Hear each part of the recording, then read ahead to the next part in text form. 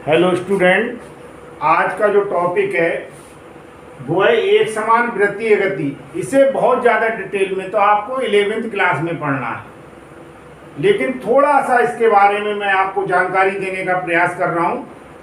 मैंने अभी आपको एक वीडियो जिसमें त्वरण से एक्सीलरेशन से संबंधित था, उसमें मैंने आपको बताया था वेग में परिवर्तन होने पर त्वरण उत्पन्न होता है।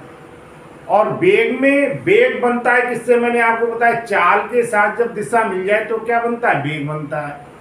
अब वेग में परिवर्तन तीन प्रकार से हो सकता है। अगर चाल के मान में परिवर्तन हो जाए, वेग में परिवर्तन हो जाएगा। चाल समान रहे लेकिन दिशा के मान में परिवर्तन हो जाए, वेग के मान में परिवर्तन हो जाएगा। और दूसरा, चाल और दिशा दोनों के मान में परिवर्तन होने पर वेग में परिवर्तन हो जाएगा।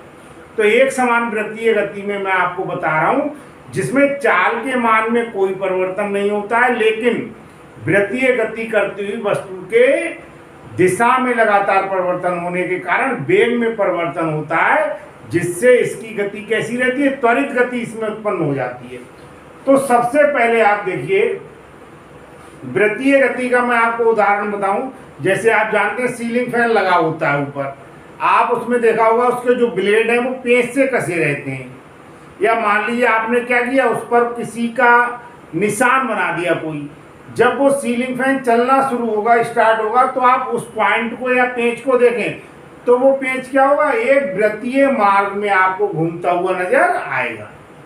तो इसी प्रकार से हम कह सकते हैं, सबसे पहले एक समान वृत्तीय गति क्या होती है, हम कह सकते हैं यदि कोई वस्तु एक निश्चित बिंदु को केंद्र मानकर उसके चारों ओर एक निश्चित चाल से वृत्तीय मार्ग में गति करती है, तो इस प्रकार की गति को एक समान वृत्तीय गति कहते हैं।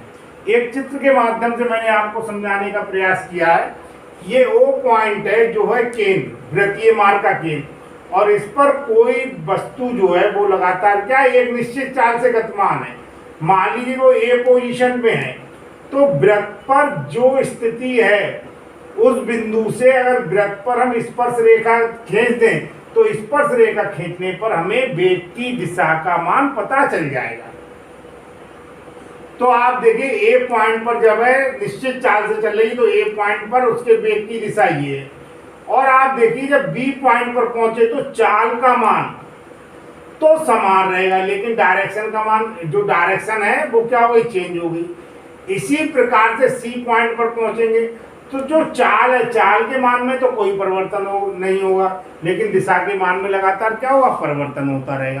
तो चाल एक निश्चित चाल से चलने के भी बाद वस्तु की दिशा में, गतिमान वस्तु की दिशा में लगातार जो परिवर्तन हो रहा है उसके कारण वेग क्या होता है, परिवर्तित होता रहता है।